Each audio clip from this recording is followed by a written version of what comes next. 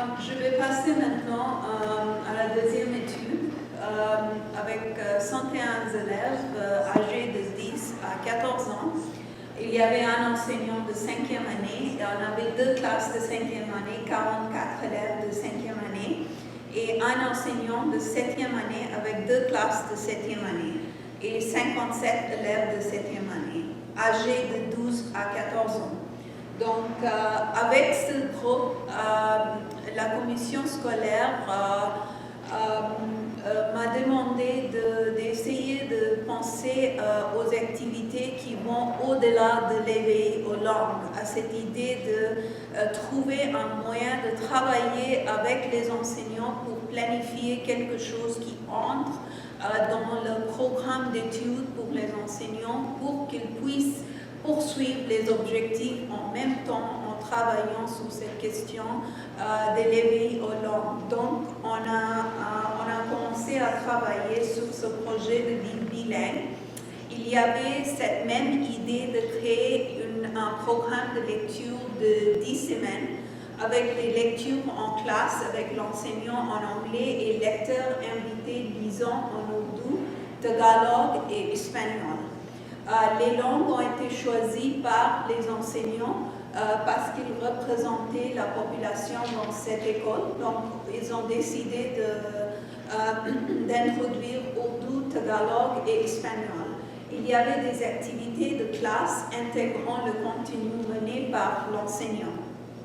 Et puis, on a essayé de travailler sur la création de matériel pour l'enseignant par l'équipe de recherche, les experts de commission scolaire ici à Calgary, et puis des experts de langue aussi qui faisaient partie de notre équipe. Toutes les données sont disponibles sur mon site web. Il y a même des vidéos où vous pouvez voir les enseignants qui parlent de processus, qui parlent des défis, qui parlent de ce qu'ils ont trouvé utile à travers ce projet. Il y a aussi des exemples de l'écriture des élèves où ils devaient, à la fin de 10 semaines, créer une histoire qui soit bilingue, monolingue, trilingue. On avait toutes sortes d'exemples à la fin du projet et je vais partager ces exemples avec vous.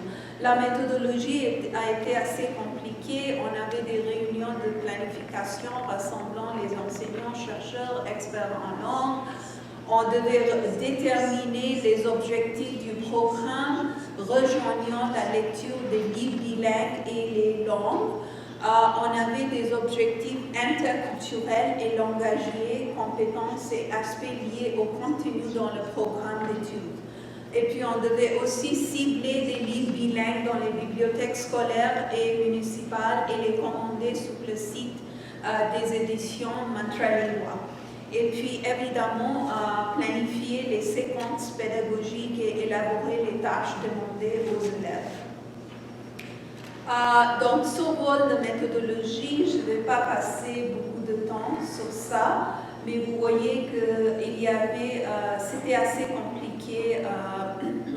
On essayait vraiment de travailler ensemble avec les enseignants. C'était la seule façon de le faire d'une façon que ça soit efficace.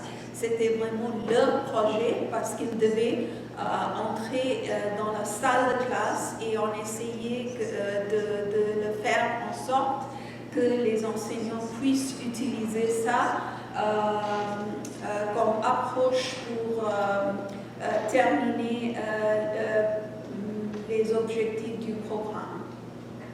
On regardait les interactions en classe, on avait des discussions en petits et grands groupes, on avait de l'écriture collaborative et on avait aussi des présentations orales vers la fin de ce projet. Pour la méthodologie, on est allé avec certaines idées. Donc, par exemple, j'ai offert certaines idées aux enseignants. Une de ces idées était d'utiliser le portfolio de langue, qui est un portfolio européen. Vous êtes probablement familier avec ça, sinon je vais vous montrer un exemple plus tard. Dans le portfolio de langue, les enseignants ont choisi d'utiliser seulement une ou deux aspects et ils ont décidé d'utiliser cette idée de langue parlée, une idée d'identité et la question d'où je viens avec les étudiants. Et puis aussi, ils ont travaillé sur ça avec une introduction au genre du livre bilingue. Donc, qu'est-ce que ça veut dire un livre bilingue? Pourquoi on va lire un bilingue? Quelle est l'utilité? Quelles sont les langues qu'on va utiliser pour faire ça? Quels seront les lecteurs pour ça? Et quels sont les objectifs pour faire une telle activité? Il y avait aussi un accent sur la lecture, c'est-à-dire qu'est-ce qui fait partie d'une histoire, quels sont les éléments importants d'une histoire, et puis aussi un emphase sur la littératie visuelle ainsi qu'un emphase sur les aspects culturels. Il y avait aussi un accent sur l'écriture, c'est-à-dire pour atteindre les objectifs du programme d'études, il devait apprendre comment faire le plan d'une histoire. Il devait se poser des questions sur l'intrigue, sur les personnages, sur un moral. Donc, c'était le genre de questions qu'ils utilisaient dans le travail. En même temps, il y avait un accent sur l'écoute, un accent sur les structures phonologiques d'une nouvelle langue, son et répétition des sons, un accent sur les langues, identifier les similarités, les différences entre l'anglais et la nouvelle langue, le système d'écriture et les graphèmes, l'utilisation des emprunts linguistiques, et puis aussi l'accent sur les questions après la lecture, c'est-à-dire les similarités culturelles, les aspects dans lesquels tu te reconnais, et puis quels éléments des histoires tu vas utiliser pour ton histoire. Donc, c'était les objectifs que les élèves avaient pendant la lecture de ces livres en classe. Ça, c'est un exemple de portfolio de langue européenne. Donc, on a utilisé seulement la biographie langagière. Donc, les élèves ont été donnés cette biographie et ils l'ont remplie au sein de cette étude. Et puis, le portfolio de langue avait plusieurs composants que les enseignants ont choisis. Et puis, dans ce portfolio, ils ont mis plusieurs choses. Donc, ça, c'était une de ces aspects qu'ils ont inclus. Mais il y avait d'autres choses qui se portaient sur l'écriture, sur l'écoute. Ils devaient prendre des notes, ils devaient apprendre le nouveau vocabulaire qu'ils pouvaient utiliser plus tard comme partie de leur histoire bilingue ou multilingue qu'ils ont créée. Donc, modéliser la lecture de livres bilingues en 5e et 7e année, ça c'est un exemple de comment les enseignants ont essayé de le faire à travers le programme de contenu. Donc, par exemple, pour le premier livre, qu'est-ce qui fait une histoire pour enfants? Donc, quels sont les composants d'une histoire? Pour le deuxième, le foulard qui tourbillonne, c'était la littératie visuelle et un accent sur le culturel qui était important pour cette lecture. Pour la troisième que vous voyez, Auguste et son sourire, c'était le milieu. Alors, qu'est-ce qui te rend heureux? Donc, les élèves aussi ont préparé un questionnaire pour l'idée du bonheur. Donc, ils se posaient des questions sur cette idée du bonheur et ils ont créé des graphes à travers ça et des tableaux qui faisaient partie de leur portfolio. Il y avait des questions de lecture pour la lecture de livres bilingues, donc écoute active, des choses que les enseignants se posaient aux élèves et ils leur donnaient des tâches à remplir. Donc, par exemple, quelle est la première chose que tu remarques avec cette langue? Est-ce que la langue que tu es en train d'écouter ressemble à l'anglais? Explique-moi ce qui te fait penser à l'anglais. Qu'est-ce qui est différent de l'anglais dans la langue que tu as entendu? Quels sont les mots qui ressemblent à des mots anglais que tu connais? Quels mots ou phrases ont été répétés dans l'histoire? Écris-les, s'il te plaît. Donc, à chaque fois, ils prenaient des notes et ils les mettaient dans les portfolios de langue. De la même façon, il y avait un accent mis sur l'écrit dans l'autre langue. Qu'est-ce qui est pareil et qu'est-ce qui est différent par rapport à l'écriture en anglais?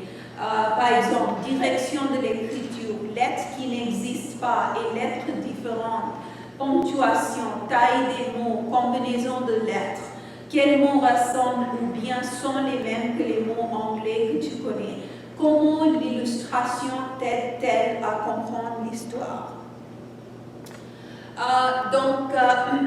Il y avait un engagement en prélecture. Il y avait l'intention de prélecture, discrimination auditive.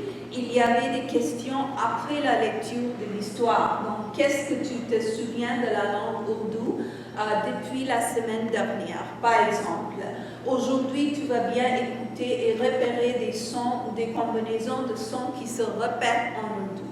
Quels sons ou combinaisons de sons tu as entendu? As-tu entendu des mots qui sonnaient comme en anglais?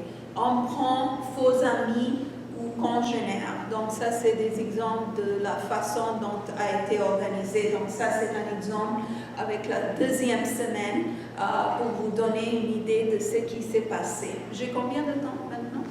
Tu as 20 minutes si tu veux prendre le temps, mais 5 minutes si tu veux avoir des questions. 5-10 minutes. Donc, je vais passer maintenant à vous montrer un exemple en 5e année de lecture. C'est un grand-mère mexicaine qui est venue lire dans la classe. C'est son grand-fils qui est au milieu là-bas à côté de l'enseignant. Et puis aussi, c'est son fils qui est venu. Elle voulait que les deux personnes soient à côté d'elle. Elle ne parlait pas du tout anglais, donc son fils traduisait. Quand les étudiants ils se posaient des questions, c'est son fils et son grand-fils qui répondaient, qui traduisaient pour leur grand-mère. Donc, c'était tout au début, donc vous ne voyez pas le smartboard en arrière, comme je vous ai dit, mais c'est un exemple que j'ai trouvé assez